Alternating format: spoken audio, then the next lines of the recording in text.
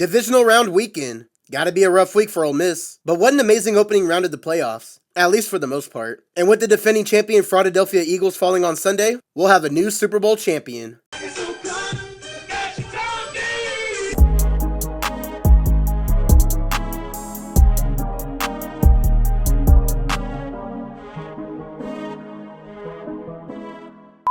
Hats off to Carolina. As much as I believe they don't deserve to be here, they gave the Rams a real run for their money, even though LA seemed like they were going to absolutely run away with it after their first drive. But Sean McVay was being ultra aggressive and making big time calls, trying to avoid a similar upset from week 13. But the Panthers weren't going away easy, making the game much closer going into the half, and essentially trading leads with the Rams the rest of the way.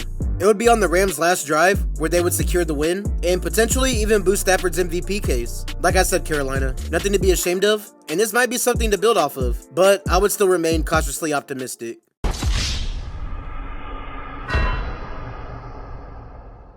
Well. The 7th seed Merchant Packers make it a second year in a row they go one and done. Now, Jordan Love played a great game from a stat standpoint, helping Green Bay start off with a 21-3 halftime lead, but then he happened. The Iceman himself. Even with 2 brutal interceptions, Caleb Williams kept clawing at this lead, making phenomenal passes and big plays en route to a 25-point fourth quarter. The Packers offense completely shut down throughout the second half, Jordan Love missing passes, Matt LaFleur with conservative shitty play calling, and of fucking course, on cue, the kicker shitting himself in the playoffs. Crosby, Carlson, and now McManus. That allowed the Bears one last drive to take the lead, almost in the same manner as they did in week 16. But Jordan Love had one more chance to pull off another stunner, but he couldn't come through, and the Bears win the same way they've done all season. Damn, the Packers traded for Micah Parsons and signed Trayvon Diggs right before the postseason. They thought getting 2 Cowboys players would get them over the top?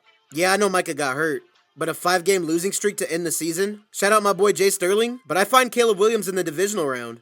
However,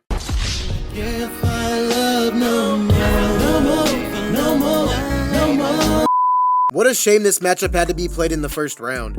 Both sides defensively played to their exact strengths. The Jags run D holding James Cook to under 50 yards, and the Bills pass D coming up with 2 interceptions. But looking at the offense, Trevor Lawrence and Josh Allen were able to move down the field pretty effectively all afternoon, getting big time help from more under the radar guys like Parker Washington and Brandon Cooks.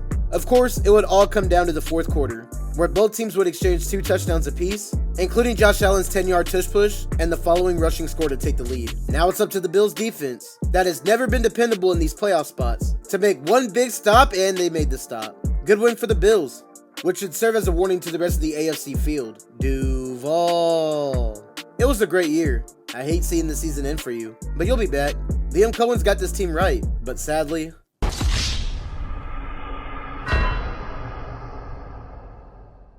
if I told you going into the playoffs that this particular matchup has the biggest discrepancy from a roster perspective, you definitely wouldn't have known going into this game. Because even against a really injured Niners defense, the Eagles could get nothing done offensively in the second half. Surprise, surprise. Attributed to Jalen throwing into coverage a lot, AJ Brown dropping passes and crying like a little bitch that he's not getting his targets, and Saquon just never finding that juice this season. But San Fran's offense was able to put up enough points to sneak out of this one, despite throwing 2 interceptions to Quentin Mitchell and losing George Kittle to an Achilles injury. Thanks to Brock Purdy and DeMarcus Robinson just making a few big plays against this tough Philly defense, as well as even more passing from Jawan Jennings, and Christian McCaffrey continuing to come up big for the Niners. Now they'll head to the Pacific Northwest for part 3 of their NFC Wild Wild West showdown, whereas the defending champs, as a little reference to their Monsters Inc. broadcast back in week 14, we have a 23-19 panic time.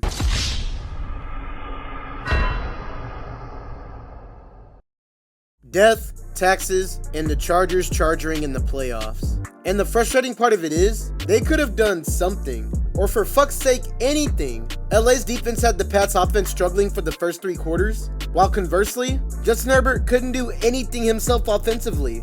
Honestly, after a run of 4 really intense competitive playoff games, this one just fell completely flat. But after the teams combined for 4 field goals, Drake May had shaken the nerves off, as he delivered the lone touchdown pass at the start of the 4th. And that's when the Patriots defense just went to town on Justin Herbert. As history repeats itself, and New England beat San Diego, Los Angeles in the playoffs. So now I ask, when can we replace Dak Prescott as the poster child for playoff failure with Herbert?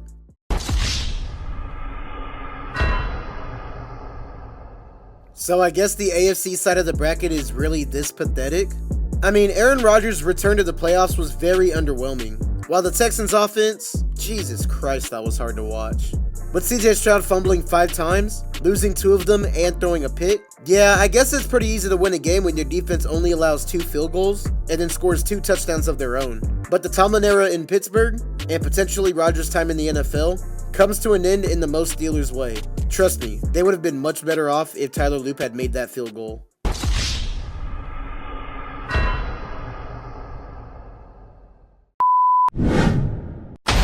So, yeah, I was wrong about the Bills last week. My fault, Josh. I won't doubt you again. All you gotta do next is go to Denver and take on the 1 seed Broncos.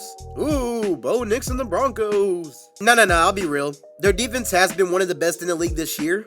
But over the last month or so, I don't know, they can get got. And we know how Josh Allen is in the playoffs. This game plan should be similar to last week, where it might be mostly on Josh Allen, since the run defense will be able to slow down James Cook. But losing Gabe Davis and Tyrell Shavers last week for the Bills is going to be tough. Thankfully, they'll have Curtis Samuel back, and maybe Keon Coleman stays away from the cookies. Well, speaking of which, Brandon Cooks made his presence known in Jacksonville. So in addition to Shakir and both the tight ends, I mean, shit, maybe this Bills offense might be onto something. Whereas on the other side, the passing defense came up pretty big for the Bills last week, capping the game with the last-minute tipped interception.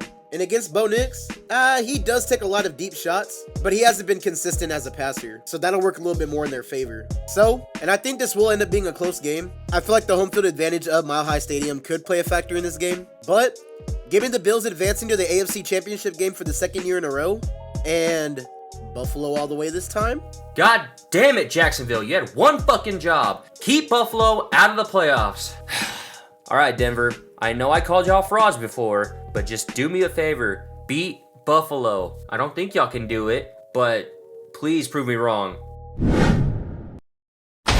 It is very rare that we see a division that's this dominant in a single season, like the 2025 NFC West. 3 of the 4 teams in the division won 12 or more games, and they all at least have one top 2 unit in the same season. Yeah, they're all that good. Anybody really could have won the West this year, but it was Seattle. In Sam Darnold's first season, he led the Seahawks to 14 wins, which included beating the Rams and the 49ers in the last 3 weeks of the season to secure the number 1 seed. Well, is Sam Darnold up for the challenge? I hope so, especially with that oblique injury. But while what the Niners did last week was impressive, I mean, it was a bad defensive unit going against a bad offensive unit. And on top of that, losing George Kittle, yeah, that's gotta be tough. Especially when the Seattle defense comes out and plays exactly the way they did in Week 18. So for me, as long as Sam Darnold doesn't shit the bed like he did last year, I think Seattle should be able to come away with this one. Whereas the Niners, thank you for taking care of the Eagles, but we're not friends. You know what? There's no denying that Seattle's the superior team in this matchup. But think about it like this.